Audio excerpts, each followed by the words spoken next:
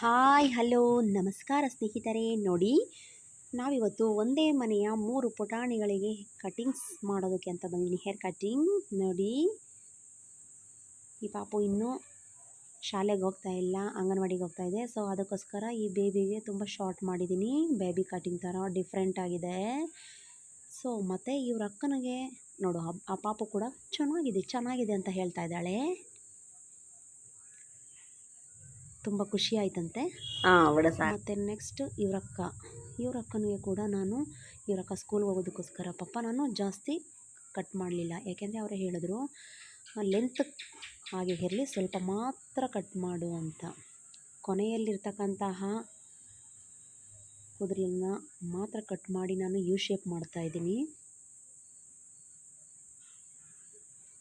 So ಇವ್ರಕ್ಕ ಇನ್ನೊಬ್ಬರು ಅವರು ಕೂಡ ಯು ಶೇಪ್ ಮಾಡು ಅಂತ ಹೇಳಿದ್ರು. ಇವ್ರಿಗೂ ಮೀಡಿಯಮ್ಮಾಗಿ ಕಟ್ ಮಾಡಿ ಶೇಪ್ ಕೊಡಿ ಅಂತ ಹೇಳಿದ್ರು.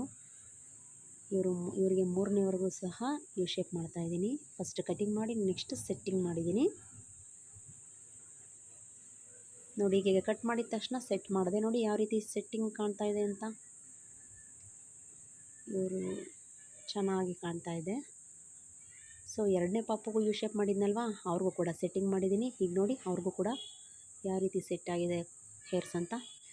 ಸೊ ನಾನು ಮಾಡಿರ್ತಕ್ಕಂತಹ ಈ ಕಟಿಂಗ್ಸ್ ತಮಗೆಲ್ಲರಿಗೂ ಕೂಡ ಇಷ್ಟ ಆಗಿದರೆ ಲೈಕ್ ಮಾಡಿ, ಶೇರ್ ಮಾಡಿ, ಕಮೆಂಟ್ ಮಾಡಿ. ತಪ್ಪದೆ ನನ್ನ ಈ ಒಂದು ಚಾನಲನ್ನು ಸಬ್ಸ್ಕ್ರೈಬ್ ಮಾಡಿ ಅಂತ ಹೇಳ್ತಾ ಧನ್ಯವಾದಗಳೊಂದಿಗೆ Bhagyalakshmi beauty zone. Thank you for watching. Keep more videos.